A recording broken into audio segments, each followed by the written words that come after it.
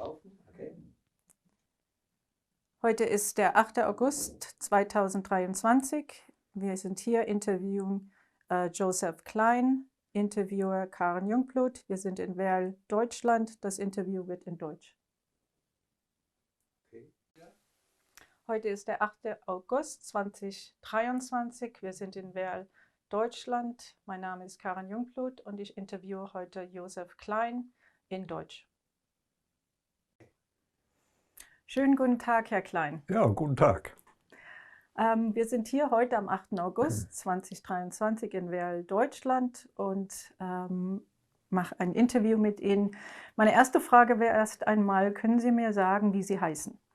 Ich heiße Joey Klein und im Krieg, als die Deutschen in Luxemburg waren, war Joey natürlich nicht angesagt. Da wurde ich dann Josef getauft. Und ich habe immer in Luxemburg gewohnt. 35 Jahre lang war ich im Strafvollzug tätig. Und erst nach meiner Heirat kam ich dann nach Deutschland. Also ich wohne jetzt 26 Jahre hier in Werl. Bevor wir in den Werdegang gehen, möchte ich erst noch mal anfangen mit, wann sind Sie geboren und wo sind Sie geboren? Ich bin am 10. Oktober 1942 geboren in Luxemburg. Luxemburg-Limpertsberg. Limpertsberg ist ein kleiner Vorort direkt an der Stadt Luxemburg, also das geht nahtlos ineinander über. Können Sie mir die Namen Ihrer Eltern sagen? Mein Vater war Viktor Klein, er ist Luxemburger, und meine Mutter, die ist Deutsche, die stammt aus Gommersheim und hieß Marga Dreifuß. Sie haben vorhin gesagt, Sie wurden geboren Joey Klein. Könnten Sie Joey für uns buchstabieren? J-O-E. Haben Sie noch irgendwelche anderen Namen gehabt? Nein, nein. Wie heißen Sie heute? Josef. Ich nenne mich Joseph, also wie die Luxemburger alle. Ich sage immer Josef mit PH. Und Ihre Mutter kam aus Gommersheim? Aus Gommersheim, ja. Und Ihr Vater? Der stammt aus Luxemburg-Limpertsberg. Haben Sie so die ersten Kindheitserinnerungen? Wenn jemand sagt, was sind so Ihre ersten Erinnerungen, was kommt bei Ihnen so an? Ja, meine Erinnerungen, so komisch das auch klingen mag. Ich war 3 Jahre alt, aber ich habe sehr viele Erinnerungen, natürlich nur negative. Wir waren in einem Versteck und wie gesagt, das war nicht sehr angenehm. Die Herkunft Ihrer Mutter, können Sie etwas über die Herkunft Ihrer Mutter sagen und die Familie Ihrer Mutter? Ja, meine Mutter, wie gesagt, ist eine geborene Dreifuß aus Gommersheim. Ihr Vater, Julius Dreifuß, hatte eine Viehhandlung und die sind 1936 oder 35 nach Worms gezogen in die Bärengasse. Und als da die Nazis immer stärker an die Macht kamen, hat er Lunte gerochen und ist nach Frankreich gezogen, in die Gegend von Vittel. Und als der Krieg dann ausbrach und Frankreich überrannt wurde, sind sie in den Süden Frankreichs hinter die Demarkationslinie geflüchtet. Und zwar nach Nontron. Nontron ist in der Dordogne. Ich war selber schon da. Im Alter von 4 Jahren habe ich meine Großeltern dann zum ersten Mal gesehen und leider auch verabschieden müssen, denn die sind dann nach Amerika ausgewandert. Und Ihr väterlicherseits die Familie, wo kommt sie her? Die stammen alle aus Luxemburg-Stadt. Ja. Ihre mütterlicherseits ist jüdischer Herkunft? Ja, ja, ja. Und Ihr väterlicherseits? Die sind alle katholisch, römisch-katholisch. Mütterlicherseits, sind Sie dann in einer jüdischen Familie aufgewachsen oder erzogen worden? Nein, überhaupt nicht. Also meine Mutter war noch Jüdin auf dem Papier. Also sie hat nie eine Synagoge besucht in Luxemburg und mit Glauben war es auch nicht weit her. Also, und nach dem Krieg hat sie gesagt, als 6 Millionen Juden tot waren, hat sie immer gesagt, wo war er denn? Wo hat er denn gesessen? Die große Hilfe. Also sie war eher ketzerisch. Das heißt, Sie sind in Luxemburg in einem, Sie sagten, versteckt. Ja, ja. Das war so, am 10. Mai 1940 haben die Deutschen Luxemburg überrannt. In einem Tag waren sie durch nach Frankreich. Und wie gesagt, der große Angriff über Belgien und so. Und Luxemburg war über Nacht, sie war sowieso unterwandert schon. Und das war über Nacht geworden zum Gau-Moselland. Luxemburg hat nicht mehr existiert, also das war alles deutsch. Und dann ungefähr 2 Jahre später fingen sie an mit Repressalien, gelben Stern tragen und wie gesagt, die ganzen Schikanen. Und dann fingen sie an mit Deportationen.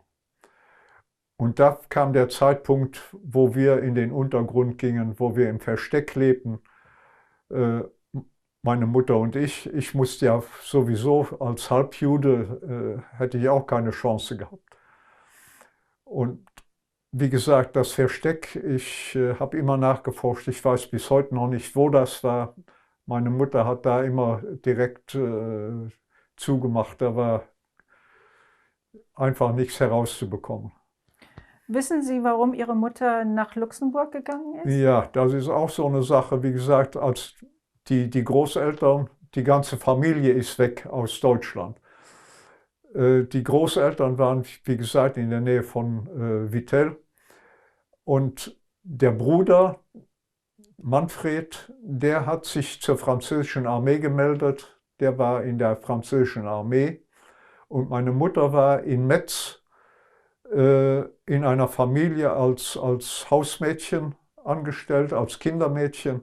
Das war eine Familie Herz, die haben gewohnt in der Rue Marcel, hinterm Bahnhof in Metz. Und wissen Sie, welches Jahr das ungefähr war? Das muss noch 38, 39 gewesen sein. Und vielleicht auch schon 37, ich weiß das nicht genau. Also vor dem Weltkrieg, Ja, vor dem Zweiten Weltkrieg. Vor dem Einmarsch der Deutschen. Ne? Und als die Lage für Frankreich immer brenzlicher wurde, da ist meine Mutter nach Luxemburg. Die Familie Herz hat da vermittelt. Da kam sie in einen Haushalt, auch jüdischen Haushalt. Und in Luxemburg hat sie meinen Vater dann kennengelernt. Ne? Und 1940 haben sie geheiratet. Und am 10. Mai 40 kamen die Deutschen. Da war die Invasion. Was hat Ihre Mutter Ihnen von dieser Zeit erzählt? Nicht viel. Nicht sehr viel. Also, wie gesagt, nach dem Krieg hätte meine Mutter und ich eine Therapie gebraucht. Und zu der Zeit war das nicht denkbar. Die Leute hatten andere Sorgen, als zu therapieren. Ne? Da ging es ums nackte Überleben. Im Versteck zum Beispiel, als wir rauskamen, da hatte ich eine Tuberkulose. Und ich habe eigentlich nur überlebt durch Hilfe von einem Arzt, ein amerikanischer Arzt. Der hat mir damals Penicillin gespritzt, was nirgendwo auf dem Markt war. Ich war vielleicht auch nur ein Versuchskaninchen, ich weiß es nicht. Aber wie gesagt, das war eine schlimme Zeit. Haben Sie noch irgendwelche, wenn nicht Erinnerungen oder kommen Bilder oder Ja. Gedanken, wenn Sie an das Versteck denken, Ja. wie das war? Ob das Wenn irgendein Geräusch war, hat meine Mutter mir den Mund zugehalten, damit ich ja keinen Laut von mir gebe. Das weiß ich noch, das hat sich irgendwie verinnerlicht. Und was noch war, wenn so Stiefelgetrampel. Ich kann heute zum Beispiel bei einem Militärdefilé, ich kann es nicht ertragen, das im Gleichschritt. Also da kriege ich Gänsehaut, obwohl ich so klein war. Ich setze mich heute zum Beispiel in einem Lokal immer mit dem Rücken an eine Wand mit Sicht auf die Tür. Und im Unterbewusstsein, aber das ist so. Wissen Sie, ob es ein Haus war oder ob Sie in einer Stadt oder in einer Gemeinde oder draußen im Wald in einer Hütte? Nein, Also im Wald nicht. Das war irgendeine bewohnte Gegend. Wir wurden ja auch mit Nahrungsmitteln versorgt, wahrscheinlich abends spät. Und es muss irgendwo in einem bewohnten Gebiet gewesen sein. Es kann nicht anders sein. Und wie gesagt, ich habe nicht viel mitgekriegt von draußen. Wir saßen im Keller, feucht, kalt, ohne Licht und keinen Sonnenstrahl und nichts. Ne? Also kein Wunder, dass ich dann nachher krank war. Also. Sie sagten gerade im Keller. Also für Sie ist das, wenn Sie daran denken, eine Kellersituation gewesen, Ja, ein Kellerversteck. Es war traumatisch irgendwie. Haben Sie dann Erinnerungen, was mit Ihrem Vater war? Mein Vater hat gemacht, wie wenn gar nichts gewesen wäre. Der ist zur Arbeit gegangen und alles normal. Und die Deutschen haben, der Ortsvorsteher, ich weiß nicht, wie das auf Deutsch genannt wurde damals, der kam fragen, wo ist Ihre Frau? Ja, die ist mit dem Sohn abgehauen, die hat mich hier sitzen lassen, die ist nach Frankreich zu ihren Eltern. Und wie gesagt, das wusste wahrscheinlich nur mein Vater, dass wir im Versteck waren oder vielleicht noch einer. Denn wenn viele wissen, dann weiß es das ganze Dorf. Ne? Also das musste man schon geheim halten.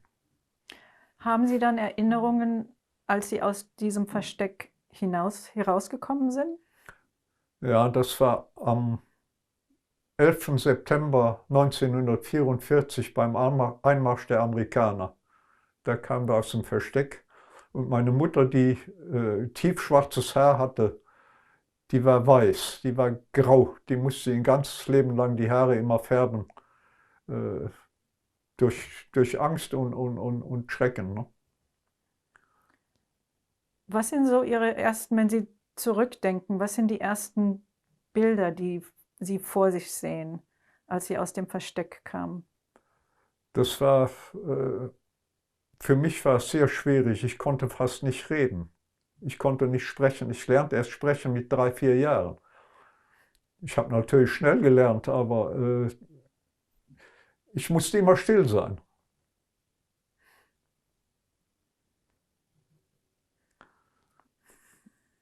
Haben Sie Erinnerungen dann, haben Sie Ihren Vater dann wiedergesehen? Ja, der war ja die ganze Zeit da. Ne? Nur mit meinem Vater war das so eine Sache. Nach dem Krieg war der anscheinend auch so geschädigt, der war zum Alkoholiker geworden. Und das war 10, 15 Jahre lang die Hölle, sagen wir mal ruhig, wie es ist. Und nachher war er trocken. Da hat er nichts mehr getrunken.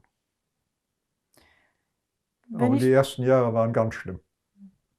Wenn ich nochmal darauf, Sie hatten vorhin angesprochen, dass nachdem Sie befreit wurden und Sie wussten im Grunde das Datum, als die Amerikaner kamen, dass Sie dann sehr krank wurden.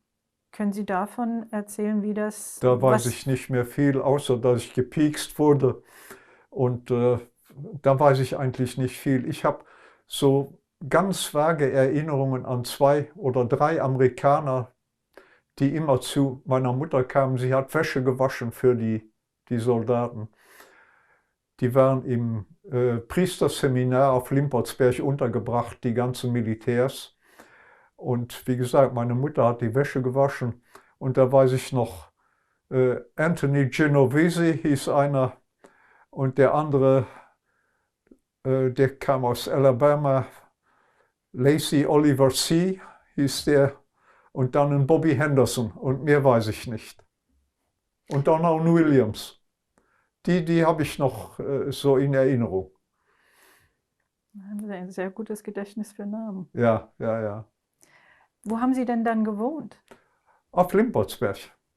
In der gleichen Wohnung, wo In der Sie... gleichen Wohnung, wo meine Eltern früher gewohnt haben, bevor die Deutschen kamen. Das heißt, Sie sind aus dem Versteck... Haben Sie dann Erinnerungen, wenn Sie aus dem Versteck kamen, dann auf dem Weg zur Wohnung? Nein. Da weiß ich gar nichts. Wie lange haben Sie dann dort gewohnt? In der Straße, Ermesinde-Straße, haben wir gewohnt, bis ich 17 Jahre alt war. Dann sind wir 4 oder 5 Häuser weitergezogen auf Nummer 11. Und da habe ich gewohnt noch 3 Jahre bis nach meiner Heirat. Und dann habe ich in der gleichen Straße noch gewohnt auf Nummer 26. Das heißt, Sie sind dann in Luxemburg aufgewachsen? Ja. Ich war nachher, ich war Bierbrauer, gelernter Bierbrauer. Und nach 8 Jahren wurde ich der Sache überdrüssig, habe ich gedacht, das ist ein schwerer Beruf. Damals hieß noch Säcke schleppen und die Feuerung bedienen mit Kohle. Das war nicht einfach. Und da habe ich gedacht, wenn ich das noch 30 Jahre mache, das halte ich nicht durch. Da habe ich mich hinter die Bücher geklemmt, 3-mal ein Examen gemacht und nachher war ich mit der Leitung einer halboffenen Strafanstalt betraut in Luxemburg. Da habe ich 35 Jahre Dienst gemacht. Ich würde ganz gerne noch mal ein bisschen zurückgehen in die ersten auch Kindheitserinnerungen und auch Ihr Schulweg. Das heißt, Sie sind dann haben in der Wohnung gewohnt mit Ihren Eltern. Ja. Und wann sind Sie dann in die Schule gekommen? Haben Sie da noch diese Erinnerungen, so die ersten Erinnerungen von Ihrem Leben? So? Schule, die ersten Jahre waren nicht sehr einfach. Ich möchte eigentlich nicht gerne darüber reden. Da war nämlich ein Kaplan, ein Geistlicher, der hat mich immer spüren lassen, dass meine Mutter eine Jüdin wäre. Ne? Du bist einer von denen, die unseren Jesus ans Kreuz genagelt haben, so auf die Tour. Ne? Also das war nicht sehr einfach. Ab wann war es Ihnen denn bewusst oder wurde es Ihnen bewusst, dass Sie jüdischer Herkunft sind? Ja, das hat mich eigentlich nie gejuckt.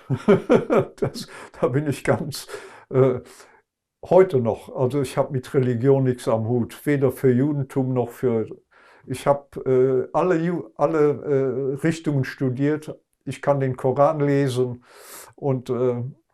aber ich halte es mit Heinrich Heine, der gesagt hat, mich dünkt, dass alle beide stinken. Ne? Ich glaube an nichts. Der Mensch hat Gott gemacht, nicht Gott den Menschen. Das heißt, Sie sind aufgewachsen in Ihrer Familie ohne religiöse Traditionen? Ja, mein Vater war nicht religiös, meine Mutter auch nicht. Und ohne ein Bewusstsein von einer religiösen Herkunft oder auch Herkunft von einer jüdischen oder christlichen Familie? Nein. War das irgendwann ein Thema, an das Sie sich erinnern können, dass das mal besprochen wurde? Nein. Ich hab einmal zu meinem Cousin, der in Schottland gelebt, der hat gesagt, ja, du bist ja noch immer Jude. Ich sage, ja, ich bin getauft. Ach, hat er gesagt, Wasser trocknet schnell. Der ist leider Gottes vor ein paar Jahren gestorben in Schottland. Der hat in Glasgow gelebt. Das heißt, Sie und Ihre Familie oder Ihre Mutter haben sich nicht als jüdisch angesehen oder auch... Nein, in keinster Weise.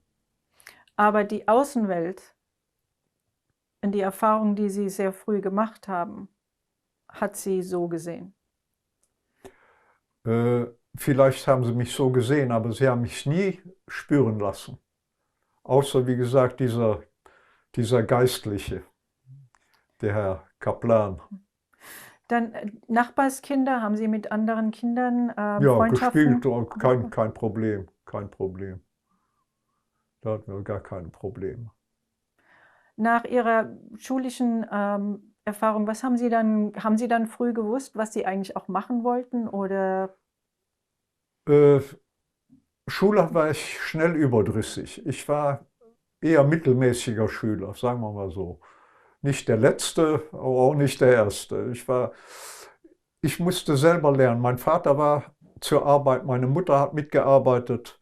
Ich war immer allein. Ich kam aus der Schule, habe mich hingesetzt, habe meine Aufgaben gemacht, Vokabeln gelernt. Nachher wurde ich abgefragt und fertig war es. Ne? Ich war von Kindesbeinen an eigentlich selbstständig. was hat Ihr Vater beruflich gemacht? Der war Fahrer, Lastwagenfahrer, Kraftfahrer. Und Ihre Mutter? Meine Mutter hat alles gemacht. Die war Köchin, die hat Büros geputzt, im Haushalt geputzt, die überall war sie. Wo Not am Mann war, ist sie angesprungen. Wir mussten Geld verdienen. In welcher Sprache sind Sie aufgewachsen? Luxemburgisch. Ja, aber in Luxemburg ist das kein Thema, weil wir so ein kleines Land sind. Jeder in Luxemburg lernt im ersten Schuljahr Deutsch, ab zweiten Schuljahr Französisch, ab sechsten Schuljahr Englisch. Wir sind ein kleines Land, es ist notgedrungen, wir haben alle 30 Kilometer eine Grenze. Haben Sie Geschwister? Nein, ich bin Einzelkind. Meine Mutter wollte auch kein Kind, was irgendwie zu verstehen ist. Also. Wenn Sie Verhältnis mit Ihren Eltern beschreiben würden, wie würden Sie das beschreiben mit Ihrer Mutter und Ihrem Vater? Gut. Das Einzige, was ich meinem Vater vorhalten würde, das ist, dass Alkoholiker war. Aber das Verhältnis war gut. Also da kann ich nichts sagen. Haben Sie mit Ihren Eltern über die Erfahrungen im Krieg und den Holocaust dann Ja, irgendwann mal ja. gesprochen? Das war kein Thema. Also da war direkt, wurde gemauert. War direkt Schluss. Deshalb weiß ich auch nicht, wo wir versteckt waren. Gar nichts. Ab wann oder wie haben Sie denn, wenn Sie das Thema in irgendeiner Weise mal erfahren haben, wie haben Sie das dann wahrgenommen? Ab wann haben Sie darüber gehört und was haben Sie da gedacht, wenn Sie sich noch daran erinnern? Ja, gehört habe ich ja in der Schule, haben wir ja schon das Dritte Reich durchgenommen und die Hintergründe und dann nachher mit den Alliierten, aber groß wurde nicht darüber gesprochen. Also, als Kind habe ich auch kein Interesse gehabt an solchen Sachen. Das kam erst später. Sie haben also Schule gemacht und nachdem die Schule fertig war, wie war dann Ihr Werdegang? Ja, von der Schule zur Brauerei habe ich eine Lehre gemacht, 3 Jahre Lehre und dann noch ein paar Jahre gearbeitet, bis ich dann Examen gemacht habe zu Vaterstaat. Und dann war der Weg vorgezeichnet.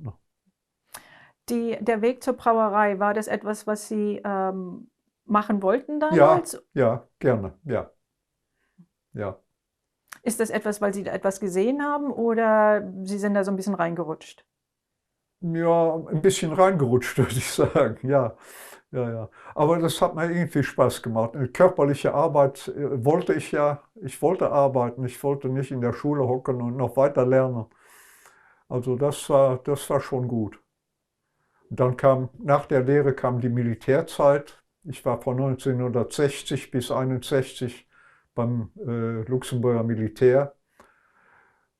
Damals war 12 Monate Pflicht. Und ich brauchte aber nur 9 Monate zu machen. Das war nämlich heruntergesetzt worden. Ich war einer der Glücklichen, die nur 9 Monate machen mussten. Sie hatten vorhin gesagt, als Sie mit Ihrem Cousin mal gesprochen hatten über jüdisch sein oder nicht jüdisch sein, Ja, dass Sie getauft wurden. ja. Das heißt, es gab dann religiöse Traditionen, die dann doch angenommen wurden oder gemacht wurden? Nein, ich war da, aus der Sache war ich raus. Also das hat mich auch nicht interessiert. Und von der Familie, ich habe auch noch in Boston habe ich noch Familie, die sind ganz streng religiös, die sind orthodox. Äh, äh, Orthodox-jüdisch? ja, ja, und die Tochter, die studiert in Jerusalem auch. Und also wie gesagt, ganz strenggläubig. Und bei denen bin ich natürlich kein Jude. Ne? Schon der Zustand, dass meine Mutter einen Christen geheiratet hat. Ich war ein Mamser. Aber Ihre Eltern haben Sie taufen lassen, beziehungsweise Ich war haben Sie getauft, getauft. ja, ja, ja. Wenn Sie im Versteck waren, sind Sie im Versteck geboren? Nein, nein. Ich bin geboren, wie alle Luxemburger damals gab es noch keine Privatkliniken. Es gab wohl Hebammen, aber da ging meine Mutter nicht hin. Wir gingen in das staatliche Krankenhaus. Maternité Charlotte hieß das. Und da bin ich zur Welt gekommen. Das war damals dann für Ihre Mutter, die in dem Sinne von den Nazis ja als Jüdin angesehen Ja, ja. wurde, kein Problem? Zu dem Zeitpunkt noch nicht. 42 Und da in weiß ich Luxemburg. so eine kleine Anekdote. Da war im Kreissaal, das war durch so eine Gardine anscheinend abgetrennt. Da war noch Frauen nebenan. Da war eine, die ganz fürchterlich geschrien hat und immer, mein Gott, mein Gott. Dann hat meine Mutter gerufen, sei doch still, du kriegst eins doch für einen Führer. Das war auch schon riskant, sowas zu sagen. Also bei manchen Leuten hat weniger gelangt. Das heißt, Ihre Mutter konnte noch als Jüdin 1942 Ja, ja, Sie ja, in einem normalen Krankenhaus. ja, ja, ja. Sie hatte keinen gelben Stern tragen müssen? Doch, das kam, das kam. Der musste mit dem gelben Stern. Sie wurde auch angezeigt. Sie ging immer, den Mantel hat sie dann so aufgeklappt, dass der Stern bedeckt war. Und dann gute Nachbarn haben sie dann angeschmiert, ne, und gesagt, so, die geht immer ohne Stern. Ne. Und da wurde sie in die berüchtigte Villa Pauli zitiert. Das war so praktisch ein Hauptquartier der Deutschen. Im Keller waren Folterräume. Können Sie sich vorstellen, was da los war. Nur beim Aussprechen Villa Pauli ging schon manchen das Hemd im Dreieck. Ne? Also das war nicht so einfach. Das heißt, Sie wissen also, dass Ihre Mutter Sie in dem Krankenhaus Ja, noch ja, normal ja, ja, gebären konnte ja. und wann und wo sie dann ins Versteck musste, das ist etwas, was Das muss äh, Dezember oder Januar 43 gewesen sein. So um den, kann auch Februar gewesen sein. Also ich war noch sehr klein. Und deshalb auch immer, wenn als Kleinkind weint man ja, ne, immer den Mund zugehalten. Und das hat sich irgendwie auch festgesetzt. das heißt, Ihr Vater hat da auch nie etwas dazu gesagt oder Nein, mit Ihnen. nein. Haben Sie damals auch Fragen gestellt oder? Ja, immer, immer. Ich habe immer gelöchert, aber wie gesagt, da kam keine Antwort. Haben Sie dann damals auch Verbindung zu Ihren, nehme ich an, nach dem Krieg, zu Ihren Großeltern gehabt? Oder wussten Sie, was mit Ihren Großeltern mütterlicherseits und Ja, väterlicherseits die war? Großeltern, die waren, wie gesagt, in Frankreich, in Nontron, in der Dordogne. Die haben anfangs da in den Wäldern gelebt. Und mein Großvater, der war da abgestürzt von einem Felsen, der hat was an der Hüfte oder am Bein gehabt, gebrochen wahrscheinlich. Und der wurde dann notdürftig versorgt. Und nachher waren sie in Nontron regulär angemeldet bei der Gemeinde. Ich habe danach Dokumente, also die waren da regulär gemeldet. Und meine Großmutter war eine geborene Dreifuß und mit Mädchennamen hieß sie Adler aus Lohndorf. Und ihr Bruder, der war auch in Frankreich im Exil.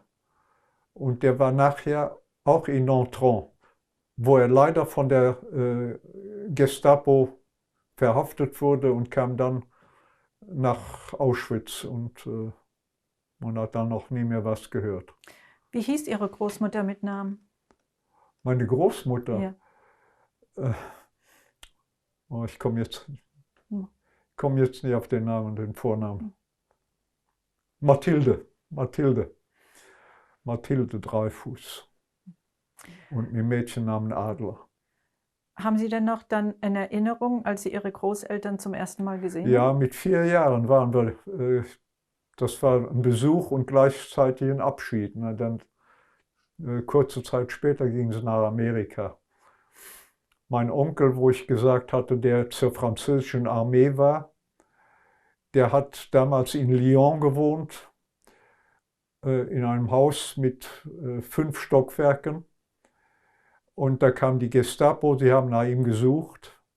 Der war irgendwie verraten worden. Da haben sie nach ihm gesucht. Und die SS stand oben auf dem Balkon und er hing unter dem Balkon. Und als sie dann weg waren, hat er sich hochgezogen, rausgekrabbelt und schnell weg über die Grenze, ich glaube sogar über Portugal, also Spanien, Portugal und dann nach Amerika. Und in Amerika war ein Verwandter, der hat für ihn gebürgt. Der konnte direkt einreisen. Wie hieß Ihr Onkel? Manfred. Der wurde nachher Fred gerufen. Und haben Sie dann auch noch Erinnerungen an den Großeltern von Ihrer väterlicherseits? Haben Sie damit Verbindung Ja, gehabt? ja, die hatte ich immer Verbindung. Mein Großvater war zwar schon verstorben, aber die Großmutter, die war für mich auch also sehr, sehr gut. Das kann ich nur sagen. Wie hießen denn Ihre Großeltern väterlicherseits? Das war Victor Klein und Mathilde Lambert hieß die Mädchennamen Lambert. Haben Sie Erinnerungen, mit Ihrer Familie und mit Ihren Eltern mal in Urlaub gefahren zu sein? Urlaub oder war gar Freizeit? nicht drin.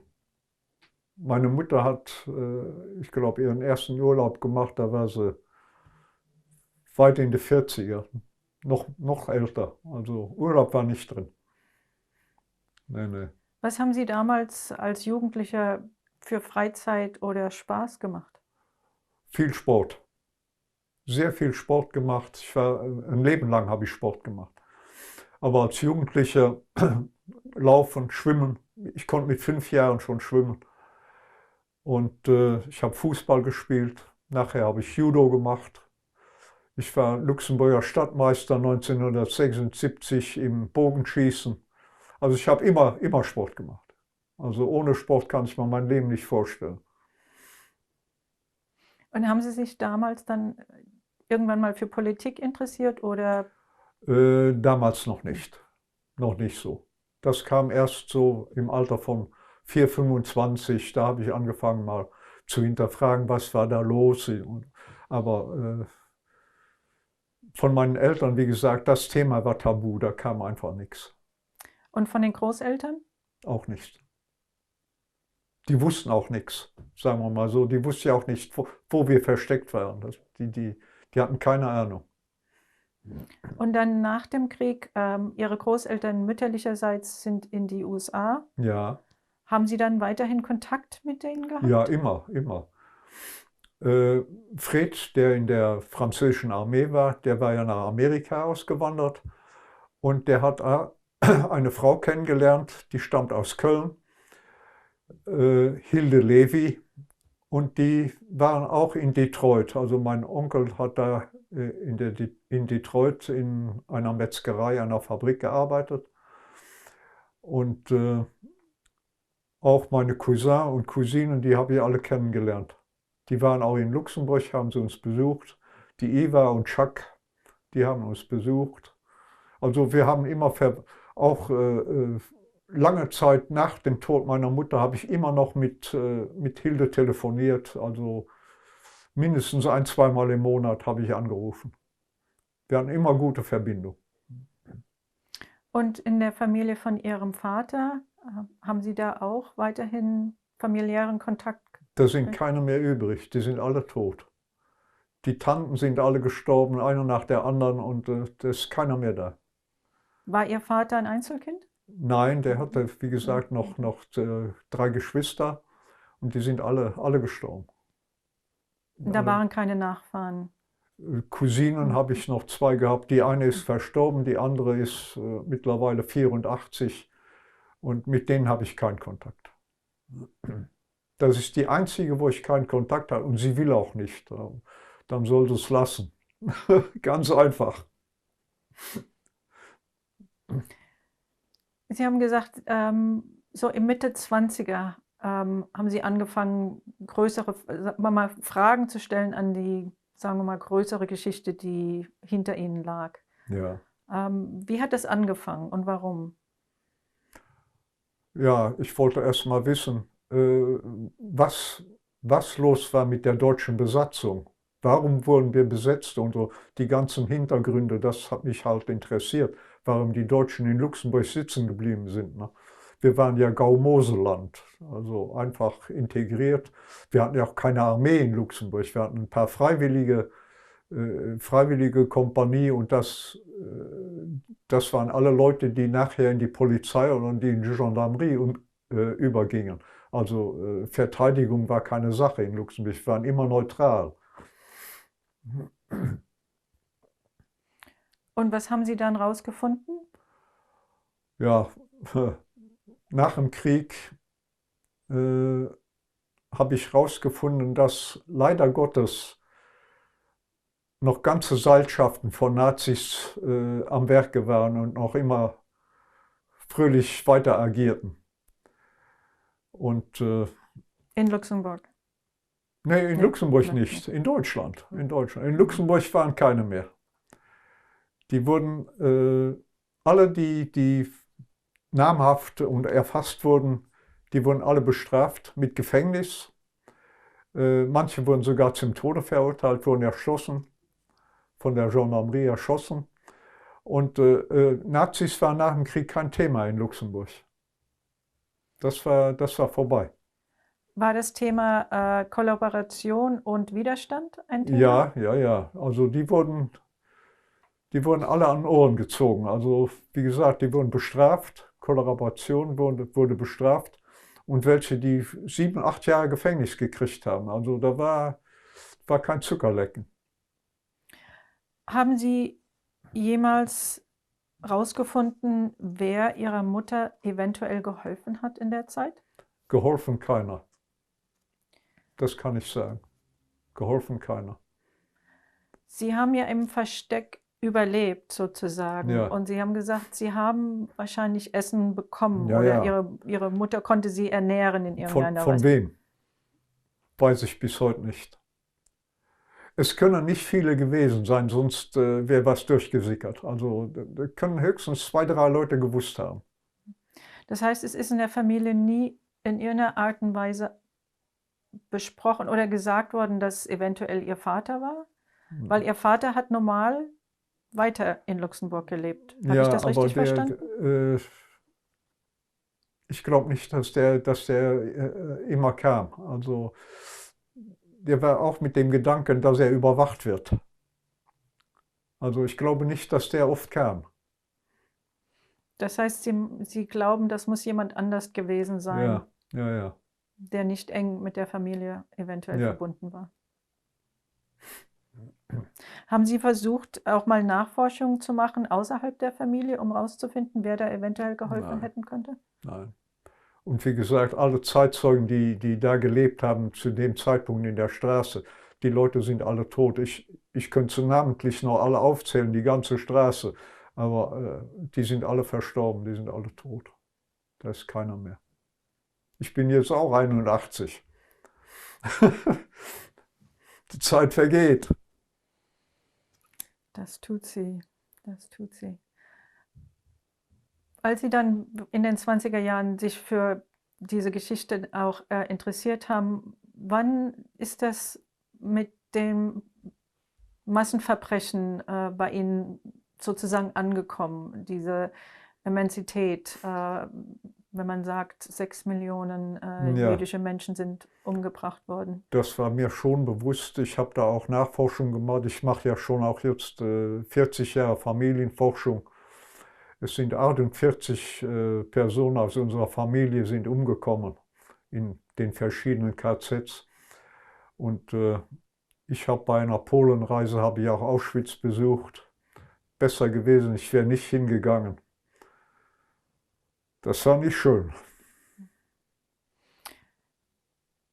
Haben Sie dann damals auch von den Nachkriegsverfahren etwas mitbekommen, ob das jetzt, ich meine, die internationalen Ja, ja. Nürnberger, das war ja kurz nach dem Krieg, da waren Sie Ja, noch da klein, war zum aber Beispiel der Prozess gegen Adolf Eichmann. Da war der Generalstaatsanwalt, der Fritz Bauer.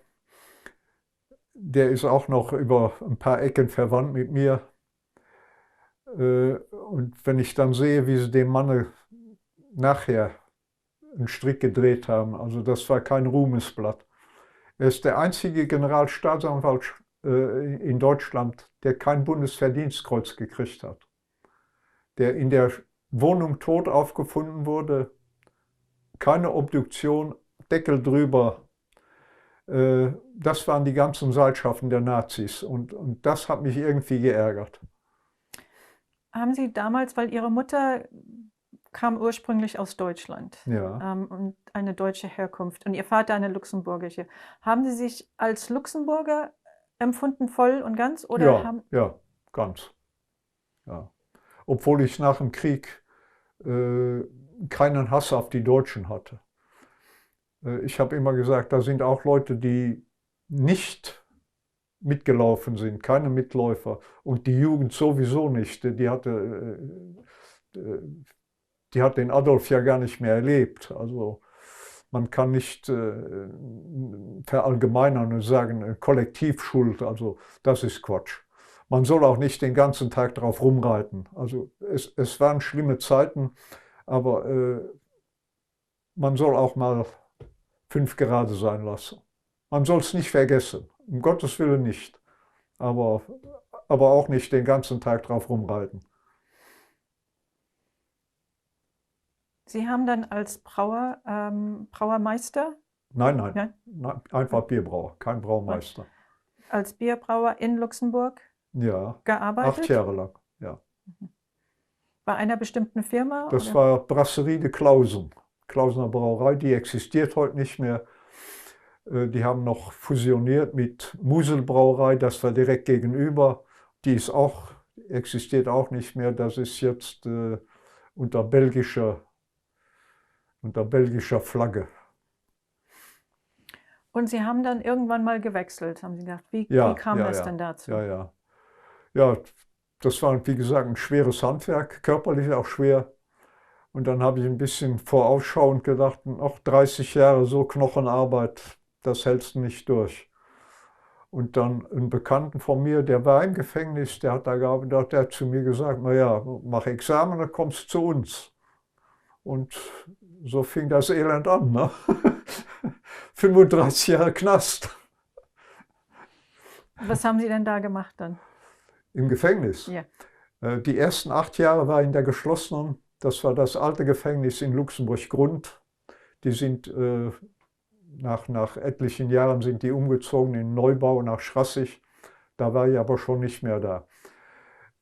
Ich bin nach 8 Jahren Stammhaus, Mutterhaus, bin ich nach Gievenich gekommen. Gievenich war halboffener Vollzug und das war auch lockerer. Also das war ein anderer Umgang. Waren Sie dann ein Gefängniswärter? Ja, ja, am Anfang ja. Ja, ja. Nachher habe ich nur noch Bürodienst gemacht und Personalgeschichten geregelt, Dienstpläne erstellt und so weiter. Und dann für Sicherheit gesorgt. Ich war nebenbei noch Krankenpfleger. Die 35 Jahre habe ich noch Krankendienst absolviert. Ich war Leiter der Feuerwehr und so weiter. Nach meinem Ausscheiden kamen noch 3 Leute, die mich ersetzt haben. Da habe ich mir die Frage gestellt, hast du so viel gearbeitet oder warst du so doof?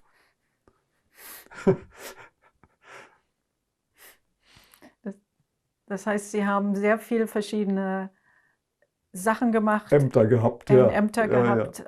Haben Sie auch teilweise ehrenamtlich Sachen gemacht? Nein, nein. Das wollte ich nicht. Ich habe das getrennt. Denn wenn man sich zu persönlich einlässt auf Gefangene, das ist schwer zu trennen. Und da kommt man gerne in Teufelsküche. Nee, das habe ich vermieden.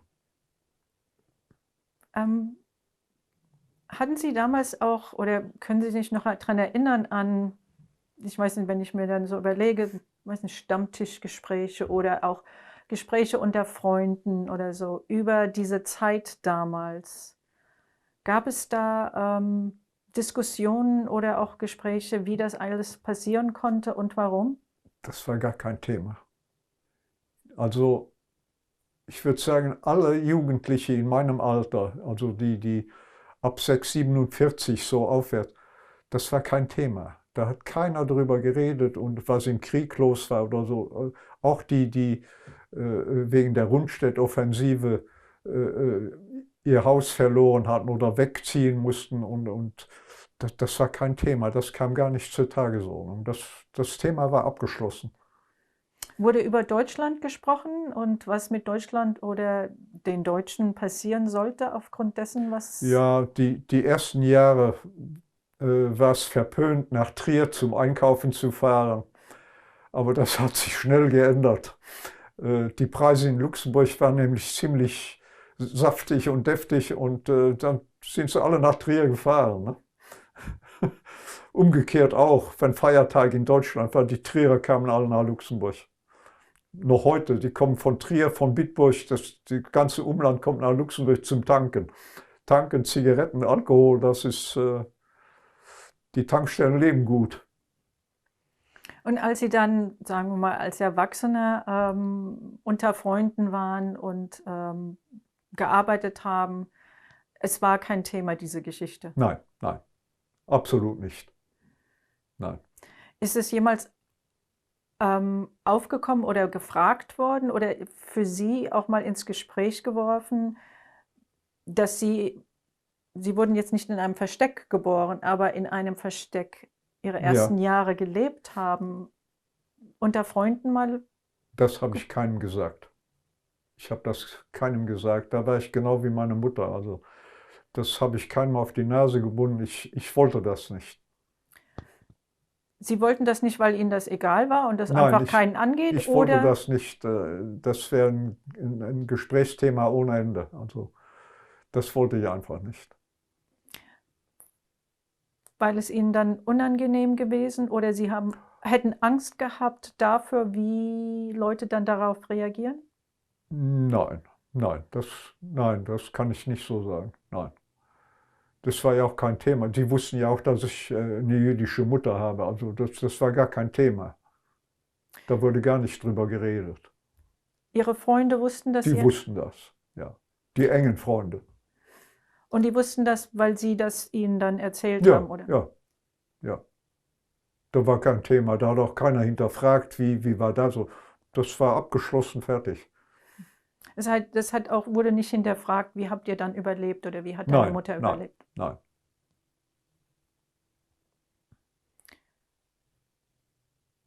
Wann haben Sie dann angefangen, sich darüber mehr und mehr zu interessieren, um dann auch eine Ahnenforschungssache zu beginnen? Ja, das fing eigentlich an durch die Ahnenforschung. Ich habe erstmal die Familie Klein erforscht. Alles, was habhaft werden konnte, habe ich dokumentiert und so. Und dann habe ich die jüdische Seite genommen, die Dreifuß. Und dann habe ich gesehen, mein Gott, da tut sich ja was auf. Ne? Und die ganzen Verästelungen, die ganzen Cousinen und Cousins und also, wie gesagt, ich bin 40 Jahre damit beschäftigt. Und da sind zum Beispiel Karl Marx ist noch irgendwie verwandt mit mir, mithin auch Heinrich Heine, denn der war mit Karl Marx verwandt. In den Niederlanden, die Familie Kann, die war mit einer Koppel, meine Urgroßmutter war eine Koppel, die war mit Kann Koppel, und der Kann war Bankier und hat das Vermögen des holländischen Hofes verwaltet, war ein guter Freund von Theodor Herzl und so weiter. Und das hat sich immer summiert und es wurde immer interessanter. Ich glaube, wir nehmen mal gerade eine kurze Pause. Wir sind jetzt beim zweiten Teil, gerade eine kurze Pause gemacht mit dem Interview mit Josef Klein.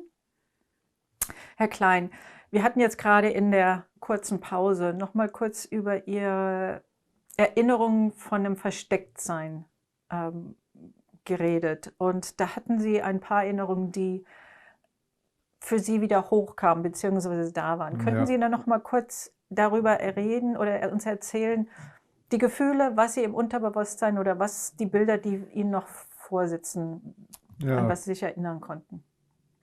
Also das Erste, was mir einfällt dazu, das ist dieser Kellergeruch, dieser muffige, dumpfe Geruch.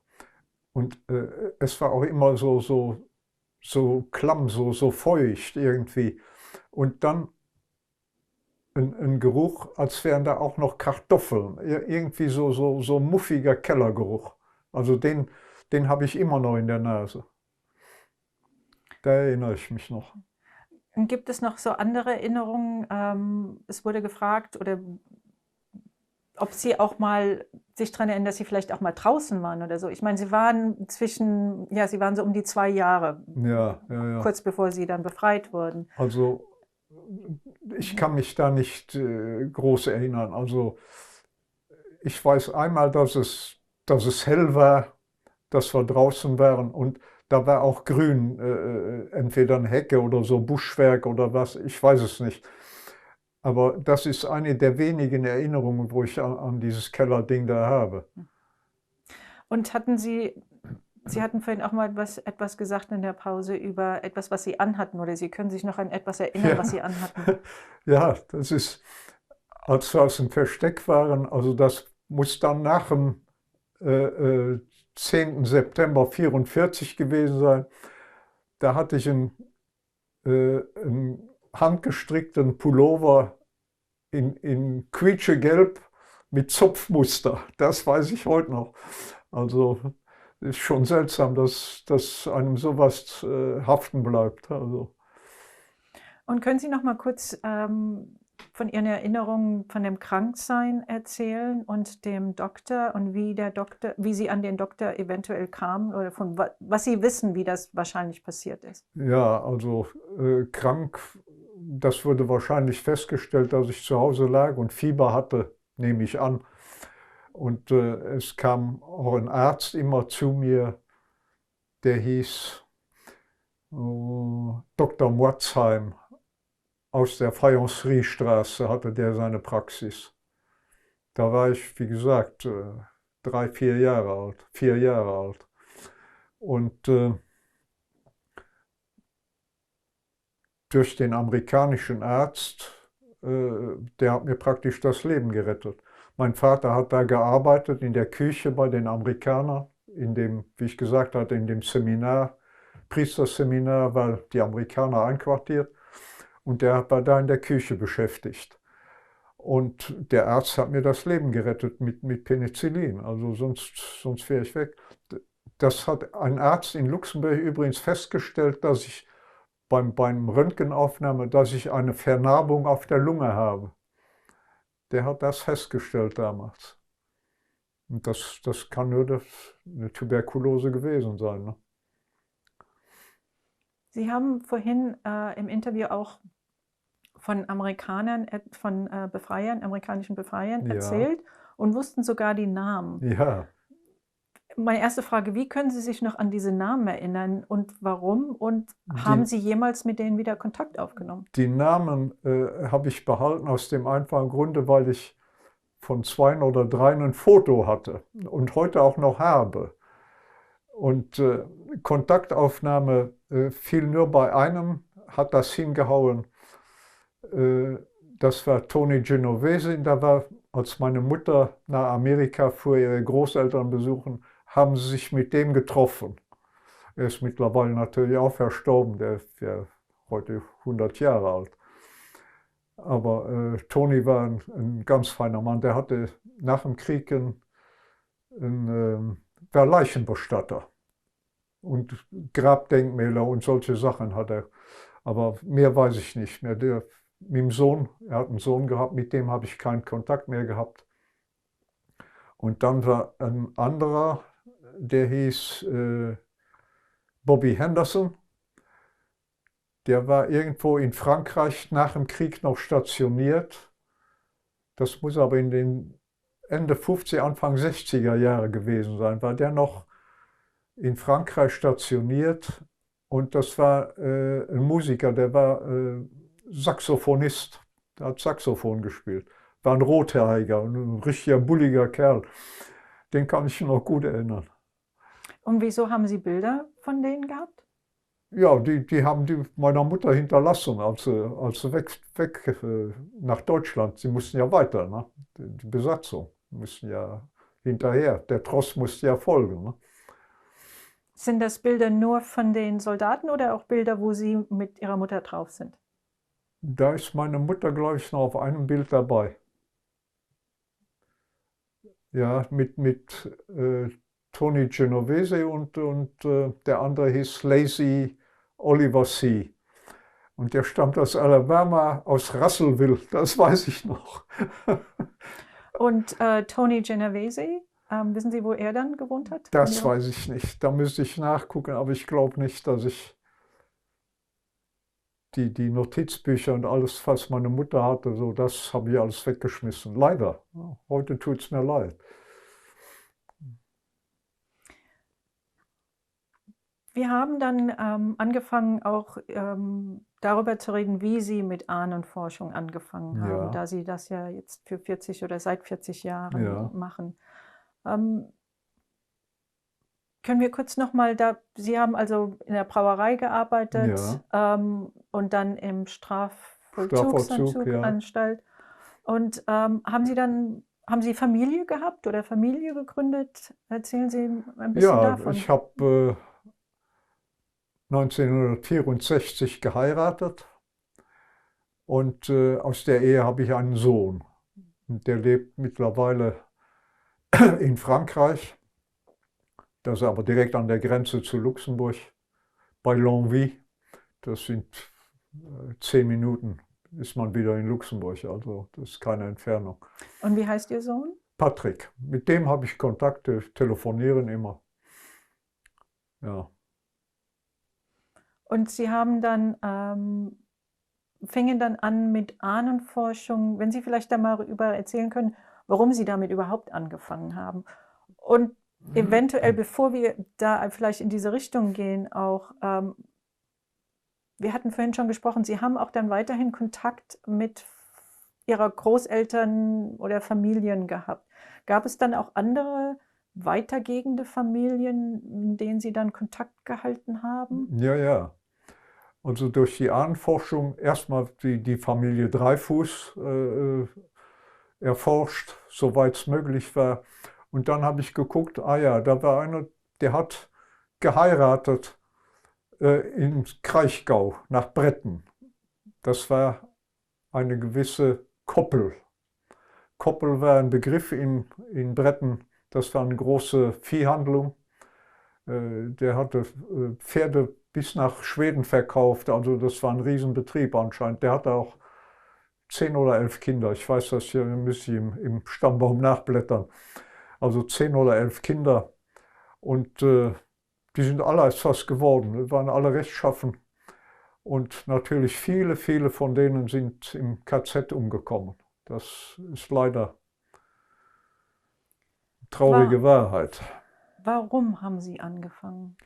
Ich wollte wissen, von wo ich überhaupt herkomme, aus welchem Stall ich komme. Sie sind im Versteck geboren, beziehungsweise Sie waren im Versteck und danach haben Sie zwar Fragen Ihren Eltern gestellt, die aber keine Antworten geben wollten oder konnten. Das heißt, Sie hatten Interesse gehabt zu wissen, was passiert ist, wo Sie herkommen, Ja, wer Sie sind sozusagen. Und dann wurde darüber nicht gesprochen. Und dann haben Sie Ihr Leben geführt. ja, Und in Ihren 30er oder 40er Jahren haben Sie dann angefangen. intensiv nachzuforschen, ja. Das heißt, es ist etwas bei Ihnen. Gab es einen Moment oder gab es etwas, was passiert ist, was Sie dazu gebracht hat? Oder war das irgendwie so, Sie sind einen Morgen aufgewacht und haben gedacht, jetzt würde ich doch auch gern mal Ja, nachforschen? ja, genau so. Also da ging ich der Sache richtig auf den Grund. Ich habe dann, wie gesagt, die Familie Koppel, mit denen habe ich auch Kontakt gehabt. Der eine war in Paris, hat gelebt, ist übrigens noch einer, der jetzt in Bois de Boulogne wohnt, zwei in Paris. Und der eine, der hat sich scheiden lassen, der war in der Raketentechnik tätig. Der hat Pläne gemacht für Mondlandungen und für Satelliten. Der war da bei einer großen Firma irgendwie. Ich müsste das nachgucken, das weiß ich nicht so aus dem Stegreif. Hat Ihr Sohn Sie mal Fragen gestellt, woher die Familie kommt oder woher die Großmutter Mein mütterlicherseits Sohn kommt? hat eigentlich kein Interesse dran. Also ich möchte auch meine ganzen Daten und alle Akten und alles, was ich habe, irgendeiner Institution zur Verfügung stellen. Denn wenn ich tot bin, es hat keiner Interesse dran. Da sind 40 Jahre für die Katz und das ist eigentlich zu schade.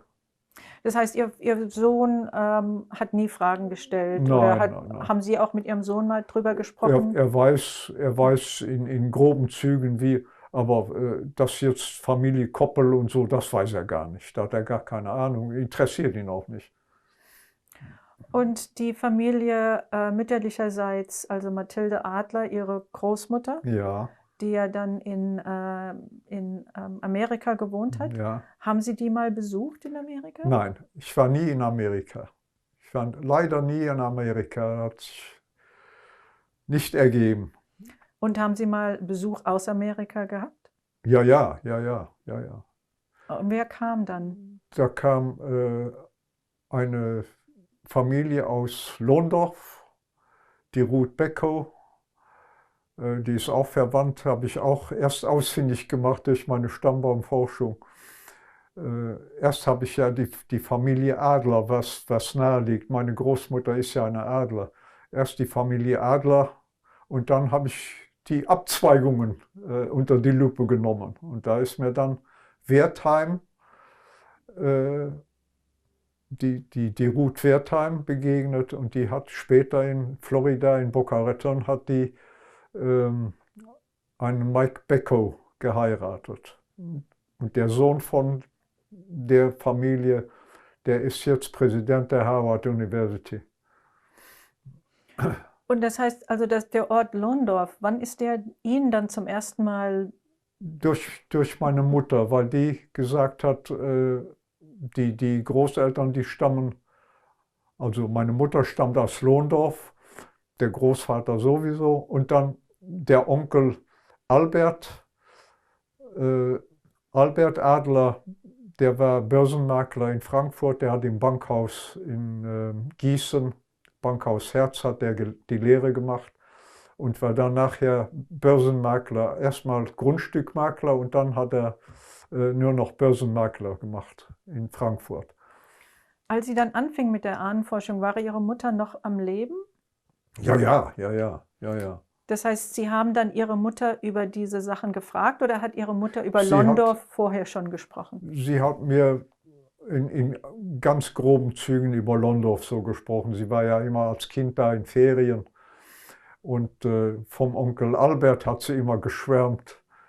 Und ja, das war auch ein trauriges Schicksal, was den ereilt hatte.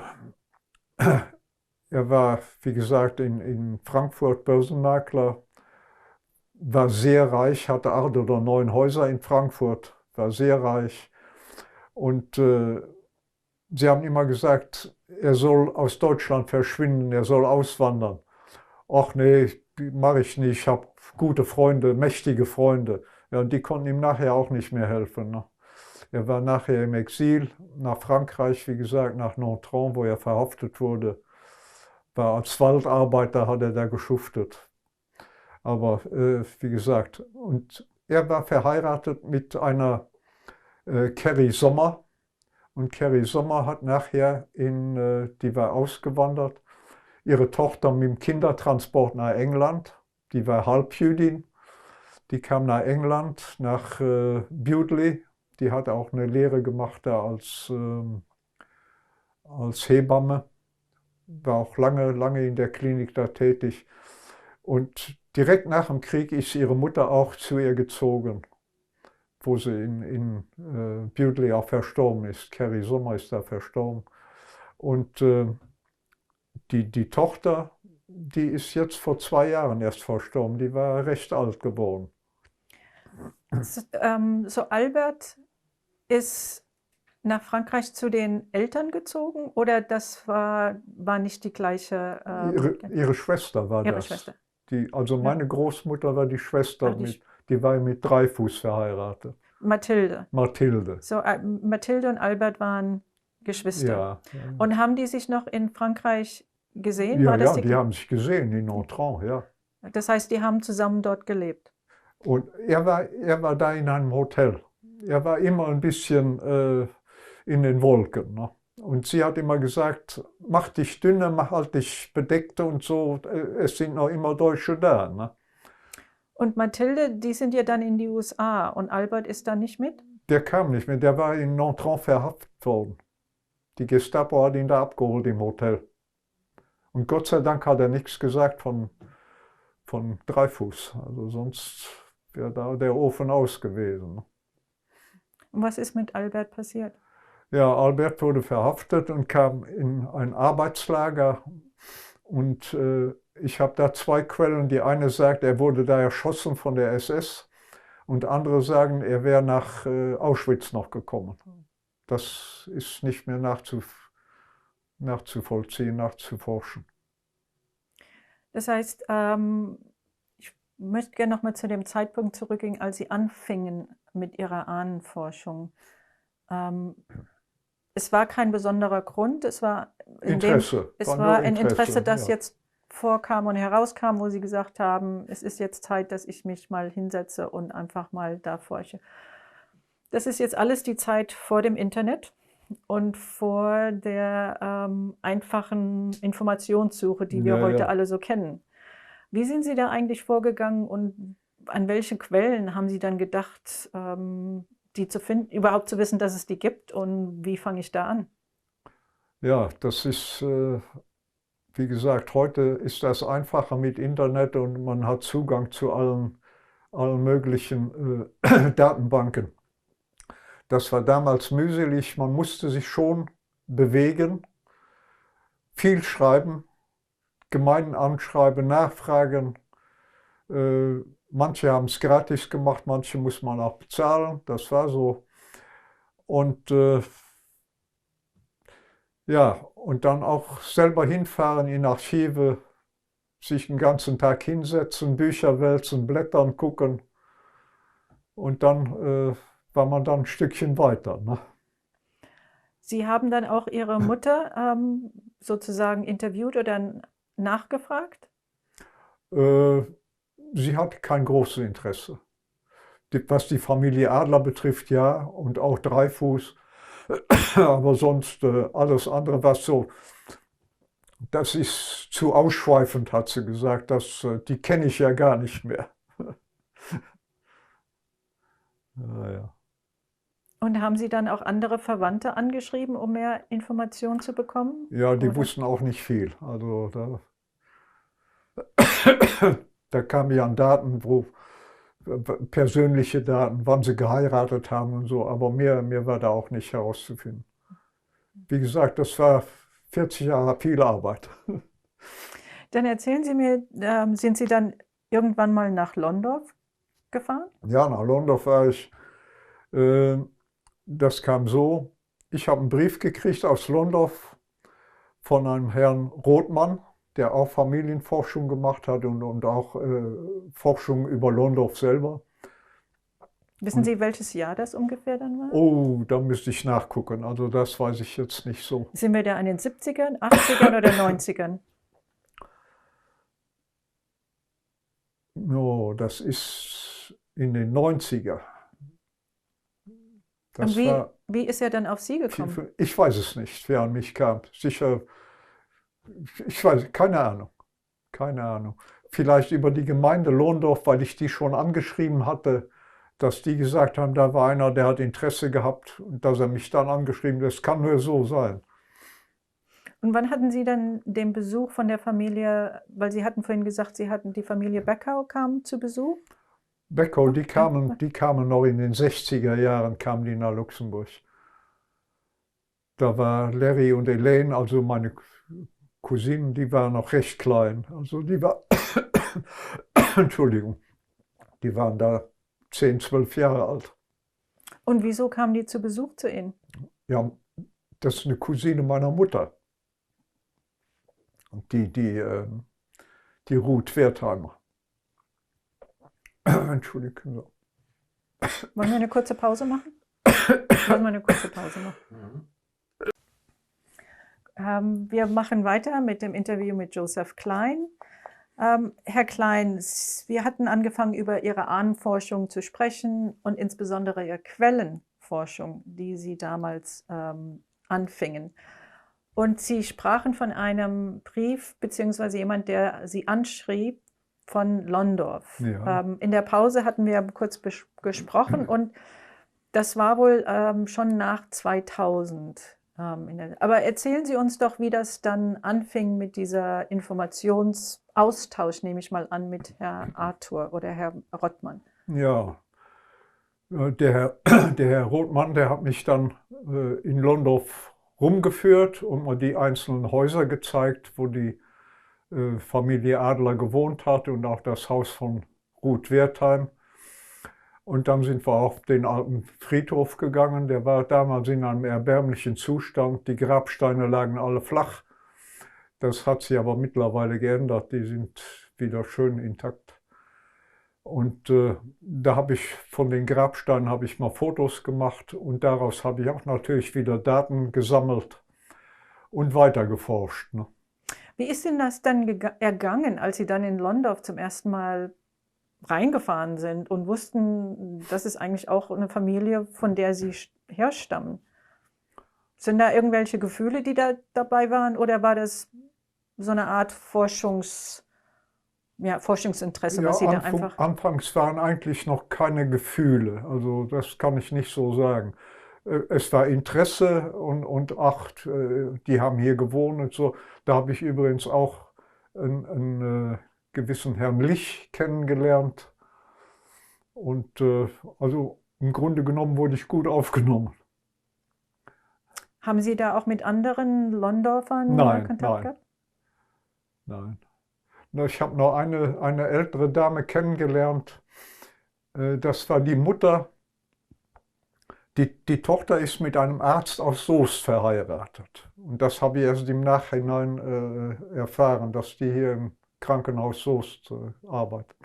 Aber die Mutter, die ist vor ein paar Jahren erst verstorben. Simon, glaube ich, hieß die. Und haben Sie dann öfters auch Londorf besucht? Oder, Nein, im Ganzen war ich zweimal in Londorf. Wissen Sie Einmal war ich in Londorf, da habe ich Herrn Rothmann noch nicht gekannt. Wissen Sie, welches Jahr das ungefähr war? Das weiß ich nicht mehr. Wissen Sie, ob das vielleicht vor 2000 oder nach 2000? Das war vor 2000, ja. Und was hat Sie damals bewegt, dann nach Londorf zu fahren? Interesse. Ich wollte wissen, von wo kommt die Familie, wo stammt sie her? Unter Londorf konnte ich mir gar nichts vorstellen. Ne? Und sind Sie dann damals alleine durch den Ort gelaufen oder gefahren? Ja, mit meiner Frau bin ich durchgefahren. Erstmal geguckt und dann durch die Straßen gegangen. War natürlich kein Mensch auf der Straße. Und so konnte ich gucken, unbehelligt. Ne, es war sehr, sehr interessant. Und dann nachher mit Herrn Rothmann hat mich eine lange Freundschaft verbunden. Ich habe oft mit ihm telefoniert. Als er verstorben war, habe ich auch noch mit seiner Frau Kontakt gehabt. Also das schon, die ist leider auch verstorben jetzt. Und wie weit haben Sie denn dann Ihre Ahnenforschung betrieben? Was ist der Umfang von der Ahnenforschung? Ja, der ist ziemlich groß. Das sind über 10.000 Personen. Das kann man sich schon gar nicht mehr vorstellen. Meine Frau sagt immer, das ist kein Stammbaum, das ist ein Stammurwald. Und ist dieser Stammbaum Urwald elektronisch zusammengeführt oder ist das alles auf Papier und schriftlich? Nee, ich habe einen ganzen Schrank voller Ordner, wo die einzelnen Dokumente liegen, Geburtsscheine, Heiratsakten und so weiter. Und das andere habe ich alles im Computer, alles gespeichert. Also man müsste jetzt noch irgendwie das Ganze scannen und auch wieder eingeben, aber mit 81 habe ich nicht mehr viel Lust dazu. Und sind die Ahnenforschung, die Sie betrieben haben, alles Nachfahren oder Vorfahren von Ihnen und Ihren Familienzweigen? Ja, ja, alles. Sind Sie Das bis geht Moses? natürlich weit ausschweifend. Wie gesagt, von meiner Familie aus, das geht um 3 Ecken manchmal. Ne? Aber da kommt da eine Person, oh, das ist interessant, Karl Marx und so weiter. Und dann forscht man natürlich weiter. Karl Marx verheiratet mit Jenny von Westfalen und so weiter. Das geht bis zum schottischen König. Ne? Also das, auch die Koppel aus Bretten, die sind eine Linie verwandt mit dem holländischen Königshof. Die Schwester von der Königin, vorigen Königin Beatrix, die ist mit dem verheiratet gewesen. Also, wie gesagt, um 10 Ecken. Aber es sind halt interessante Persönlichkeiten dabei und dann will man auch wissen, oh, wie hängt das alles zusammen? Ne? Wenn Sie jetzt so 40 Jahre Ahnenforschung zurückschauen, gibt es da Momente, die Sie absolut überrascht haben? Ja, das kann man schon sagen. Das kann man sagen, ja. Ja. Es gibt natürlich auch das Gegenteil. Manchmal ist man froh, wenn man was findet.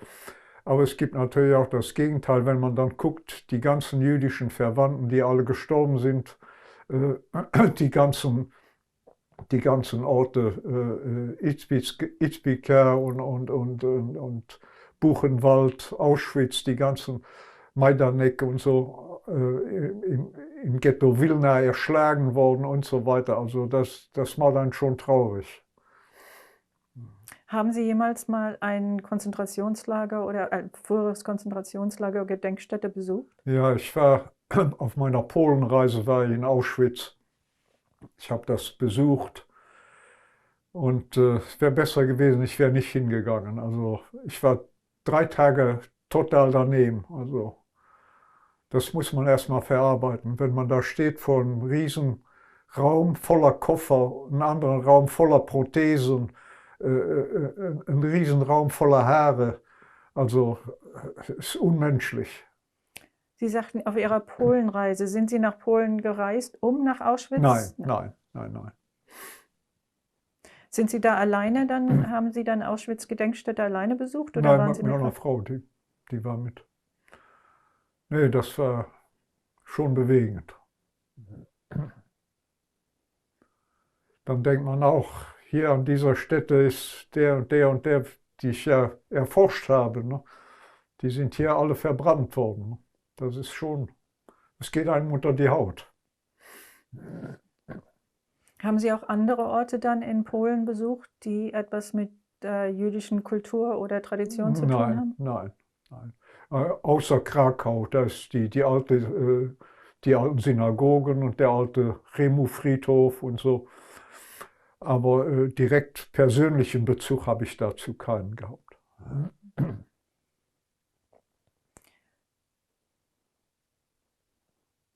Wie denken Sie, was jüdische Kultur, Tradition oder auch jüdisch sein, was heißt das heute für Sie, nachdem Sie jetzt auch alle diese Forschung gemacht haben und Also, so weit zurückblicken, auch in Ihre eigene, sagen wir mal, Herkunft. Und Sie haben das ja auch gemacht, um einfach zu wissen, aus welchem Pott, wie Sie gesagt haben, kommen Sie. ja. Hat sich da jetzt was geändert, was das angeht, zu sein, wer bin ich eigentlich? Ich habe mich fürs Judentum interessiert. Das heißt, religiös bin ich nie geworden. Aber ich habe mich halt interessiert und was ist eigentlich Judentum? Was ist koscher? Was ist hier? Und dann das Jiddische hat mich interessiert, die Sprache. Das ist ja viel Deutsch mit drin. Und das hat mich halt interessiert. Und dann habe ich mich hingesetzt und ich habe Hebräisch gelernt. Ich kann nämlich heute noch Hebräisch lesen. Zwar nicht die Handschrift, also Kursivschrift kann ich nicht lesen, aber das Gedruckte, das kann ich wohl lesen, aber nur punktiert. Ohne Punkte bin ich mal mit Latein am Ende, also mit meinem Ivrit am Ende. Ja. Ich kann auch einige Gebete. Ich war schon bei Freunden, bei Bekannten im Sederabend eingeladen und so im Schabbos. Gebete kann ich noch, den Segen für den Wein auf Hebräisch, das kriege ich noch alles hin. So als Identität, ist das Jüdischsein für Sie ein Teil einer Identität, die Sie haben, oder ist Ja, es auf jeden mehr Fall. eine Also ich kann es nicht leugnen. Also auch wenn ich getauft bin, man kann es nicht trennen. Ich kann nicht Judentum vom Christentum so trennen und sagen, das eine nehme ich, das andere beiseite. Das geht eben nicht. Das ist so. Das ist ein Fakt und das ist so. Wie sehen Sie jetzt Ihre Ahnenforschung, wie das weitergeht? Oder was sind so Ihre Wünsche für das, was Sie jetzt schon so weit gemacht haben? Ja, ich bin immer noch zugange. Ich habe jetzt eine Anfrage gekriegt von einer in Gänsefüßchen Freundin, die ist auch verwandt über ein paar Ecken mit mir. Die hat gefragt, kannst du mal was suchen über den und den? Ne? Da war ich natürlich wieder drin. Und ich habe jetzt auch wieder einen ganzen Haufen ausfindig gemacht, wo ich dann mit ihr durcharbeite. Ne? Also die Arbeit bleibt mir erhalten. Ich werde noch nicht arbeitslos. Jetzt würde ich noch mal ganz kurz gerne darauf zurückkommen, wie sind Sie eigentlich nach Deutschland gekommen? Gute Frage. Der Liebe wegen. Ich war ja in Luxemburg verheiratet und nach, naja, machen wir einen großen Schritt zurück. 64 geheiratet, 8 Jahre später geschieden. Das war eine Folge, weil ich zu Hause raus wollte. Früh geheiratet, mit 21. Ende war vorprogrammiert. Die hat mich vorher schon betrogen, hat mich nachher noch betrogen. Also ein Ding ohne Ende. Und dann habe ich gesagt, lieber ein Ende mit Schrecken als ein Schrecken ohne Ende. Ja, so weit, so gut. Ein paar Jahre später erneut geheiratet. Alles gut gegangen, 18 Jahre lang. Und dann habe ich das Gefühl gehabt, ich wäre mit der Schwiegermutter verheiratet. Die hatte das Sagen. Und was die gesagt hat, musste durchgezogen werden. Und dann habe ich gesagt, so, jetzt wird das Haus, ich habe ein Haus gebaut gehabt, jetzt wird das Haus verkauft, wird geteilt und fertig. Ich sage, ihr könnt mich nicht kaufen. Fertig. Da lebten Sie noch in Luxemburg? Ja. Und dann hatte ich nur noch in Luxemburg meine Mutter und meinen Sohn. Und der Sohn, der war bei der ersten Frau, der wollte das. Ich habe gesagt, okay, respektiere ich, gehst zur Mutter. Ich habe auch noch ganz lockeren Kontakt gehabt, nur wegen dem Sohn. Ja, und dann, ja, ich hatte keinen mehr in Da habe ich gedacht, so, was machen wir?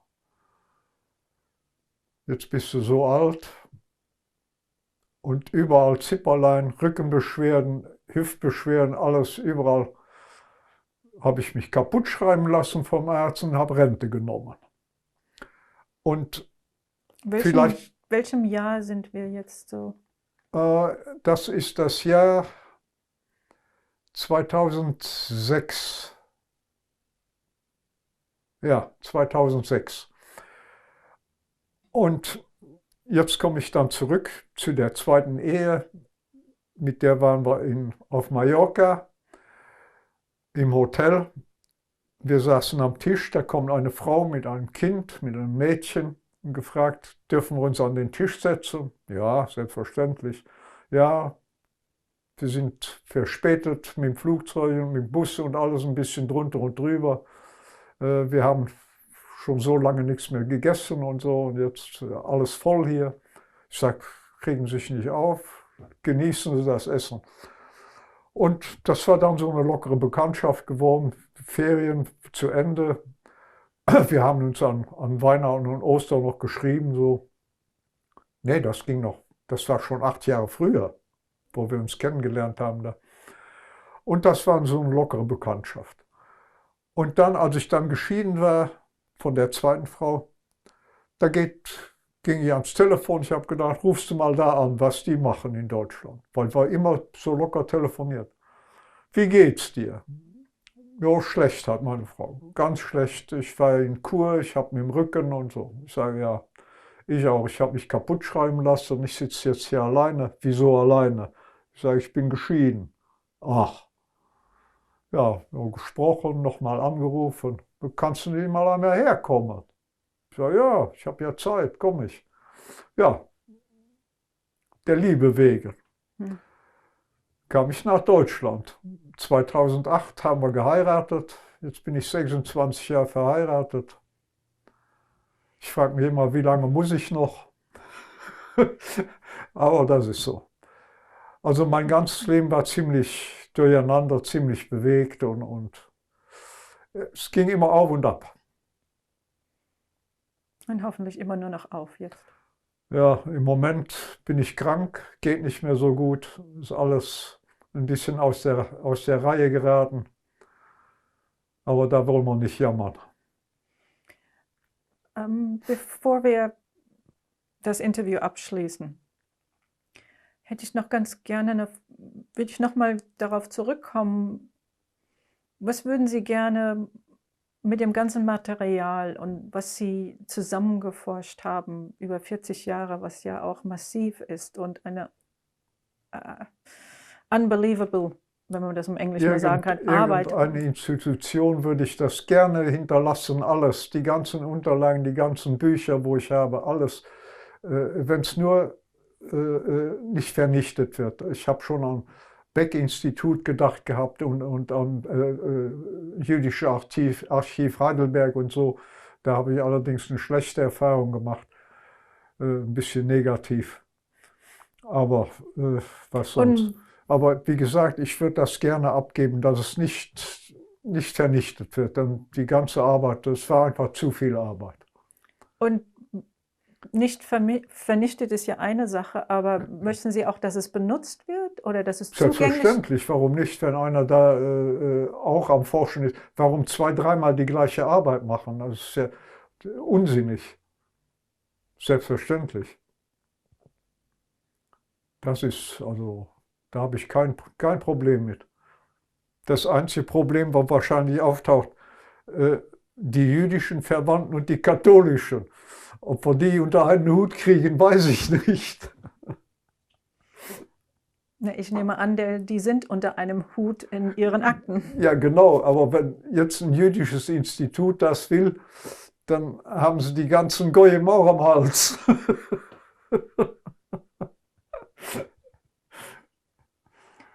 Aber Mischproch ist Mischproche. Ne? Das ist richtig, genau. Jetzt, das ist vielleicht so ein bisschen ein Sprung, aber wenn Sie jetzt sagen, Schüler vor sich hätten oder auch, sagen wir mal, Schüler in der Zukunft und die vielleicht jetzt auch ihre Lebensgeschichte gehört haben oder und auch darüber lernen, was passiert ist. Wir hatten vorhin auch schon mal kurz angesprochen und Sie haben gesagt, nicht, dass das nicht vergessen wird. Gibt es irgendetwas, wo Sie denken, man kann davon lernen oder lehren? Und wenn ja, was wäre das von Ihrer persönlichen Erfahrung sozusagen? Ja, also lernen würde ich sagen, auf jeden Fall. Erstens mal mit auf den Weg geben, dafür sorgen, dass sowas nie mehr vorkommt, so eine Vernichtung, so ein Rassenwahn. Das muss vermieden werden. Aber leider sind wir in Deutschland wieder auf einem guten Weg. Die AfD steht schon, ich vergleiche es mit der Weimarer Republik, ne, während den Anfängen. Aber leider, ich sehe da was kommen. Ich sehe was kommen. Ja, leider Gottes. Aber für die Schulklassen und für die jungen Leute würde ich mit auf den Weg geben. Bitte dafür sorgen, dass sowas nie mehr kommt. Nie mehr. Und was glauben Sie, was Schüler was es ist, um einfach sowas nicht mehr zu passieren? Bitte? Was glauben Sie, was man Schülern dann auch sagen könnte oder mitgeben könnte, was es ist, was sie machen könnten, damit es nicht mehr so passiert? Weil Sie sprachen gerade von der AfD. Ja, erstens mal denen nicht hinterherlaufen. Das ist Bauernfängerei, was die ja da machen. Mit ihren Festchen, wo sie feiern und Einladungen und alles, wo die Leute hinterherlaufen, gutgläubig. Also ein bisschen das Hirn einschalten und die Augen aufhalten. Also es ist kein Spiel. Also nachher ist es blutiger Ernst. Also das würde ich jedenfalls sagen. Haben Sie Angst? Angst nicht.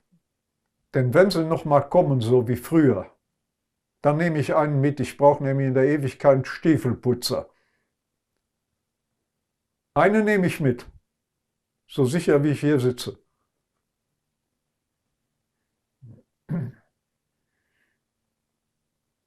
Reden Sie mit Ihrer Frau darüber? Nein. Nein.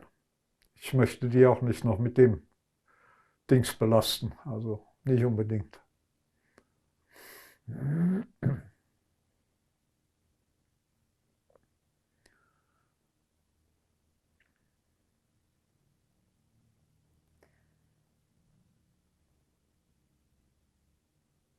Mit den ganzen Dokumenten in einem Archiv und zugänglich machen, gibt es auch, sagen wir noch andere Ziele, die Sie da vielleicht dann dem Archiv oder der Institution gerne ans Herz legen? Weitermachen oder vervollständigen? Oder Ja. Auf jeden Fall. Ich hatte früher, das ist auch schon 20 Jahre her, Kontakt mit Salt Lake City, mit den Mormonen. Ich bin auch immer nach Dortmund gefahren zum Kurbeln, Filme gucken, durchsichten. Aber selbstverständlich, also das steht jedem zur Verfügung, der Interesse hat.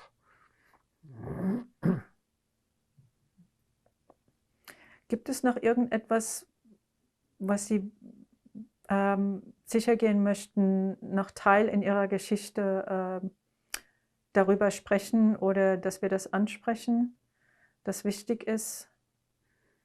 Ich wüsste jetzt nicht, so ad hoc wüsste ich nicht. Ich glaube, wir haben das meiste durch. Gut, dann Herr Klein, dann bedanke ich mich sehr für das Interview, was Sie uns heute gegeben haben. Und ich nehme an, wir haben vielleicht noch ein paar Fotos, die wir uns anschauen können und vielleicht darüber noch etwas erzählen. Erstmal vielen Dank. Ja, gern geschehen. Herr Klein, wen sehen wir auf dem linken Bild? Ja, das sind meine Großeltern, Mathilde Adler und Julius Dreyfus. Und das ist in Frankreich aufgenommen, wahrscheinlich noch in Dampierre. Und das muss so um 1939, 40 gewesen sein. Und auf dem nächsten Bild, auf dem rechten Bild? Das ist Fred Dreifuß, der Bruder meiner Mutter. Der stammt aus Gommersheim. Und wo das aufgenommen ist, weiß ich nicht. Danke. Herr Klein, wen sehen wir auf dem linken Bild? Ja, ganz links, das bin ich. Und dann in dem gemusterten Pullover, das ist ein Schulfreund von mir, der vor 2 Jahren verstorben ist. Der hieß Jean Levy und hat auf Limpotsberg gewohnt, in der Rue NS-Pierre Nummer 2. In welchem Ort? Auf Limpotsberg. Das ist bei Luxemburg direkt. Wissen Sie, wo das Bild eventuell aufgenommen wurde? Das ist auf Limpotsberg aufgenommen, hinterm Wasserturm heißt das. Ungefähr 1900? 1947, 48 kann das gewesen. Ich würde sagen, ja, 647. Und wer ist in dem Bild daneben? Das ist meine Mutter. Marga Klein, geborene Dreifuß. Und wann wurde das Bild und wo eventuell? Ja, das ist zu dem gleichen Zeitpunkt. Das muss auch so 47 gewesen sein. Danke. Herr Klein, wen sehen wir hier in diesem Bild? Das ist Familie Herz aus Luxemburg. Die haben am Bahnhofsviertel Richtung Hollerich gewohnt. Und das ist, meine Mutter ist da drauf, die war da Kindermädchen und die hat die beiden Kinder Charlotte und Roger Herz betreut. Und die ganze Familie Herz ist im Holocaust umgekommen. Wissen Sie, wann das Foto eventuell aufgenommen wurde? Das weiß ich nicht, leider. Das kann ich nicht sagen. Danke. Das muss jedenfalls vor 1940 gewesen sein. Herr Klein, wir gucken nochmal auf das gleiche Bild. Wäre es möglich, uns zu sagen, wer jetzt der Vater? Der Vater hieß Jules. Jules. Herz. Ist das der Herr auf der rechten oder linken Seite? Ich glaube, auf der linken ist Jules Herz. Wenn man das Bild von unserer Seite anguckt, Ja. auf der linken, der mit dem weißen Haar oder helleren Haar? Direkt der erste da. Gut, danke schön. Kamera läuft. Herr Klein, wen sehen wir hier in diesem Bild jetzt? Ja, links ist meine Mutter und rechts, das ist Frau Levy, die Mutter von dem Spielkameraden von mir, von Jean Levy. Und die Frau Levy war eine geborene Simon und in zweiter Ehe verheiratet mit einem Ries. Wissen Sie, wo das Bild eventuell aufgenommen wurde? Das ist aufgenommen in Luxemburg-Limpotsberg in der Avenue de la Faïencerie. Und das Jahr eventuell oder ungefähr? Das muss auch 849 gewesen sein. Danke. Herr Klein, wen sehen wir in dem oberen Bild? Ja, das sind 2 amerikanische Soldaten, die da im Priesterseminar waren auf Limpotsberg. Und meine Mutter hat für die Soldaten die Wäsche gemacht. Und links ist Lacey Oliver C., der stammt aus Alabama, aus Russellville. Und rechts, das ist Tony Genovese. Aber wo der gewohnt hat, das weiß ich leider nicht. Und wo ist In der Mitte ist meine Mutter. Und wo ist das eventuell aufgenommen worden? In der Avenue de la Faïencerie. An der Ecke war früher ein Krämerladen Ludgen. Und da ist es aufgenommen worden. Und das Jahr eventuell? Das muss ungefähr? Da war ich noch klein. 46. Nein, 46, da war ja noch der Krieg. 44 muss das gewesen sein. 1944. Also kurz nach der Befreiung. Ja, ja. Ihrer Befreiung. Und das Bild unten drunter? Ja, das sind die gleichen und in der Mitte ist mein Vater, Viktor Klein. Und eventuell am gleichen Tag aufgenommen. Ja, ja, ja. Gut, danke.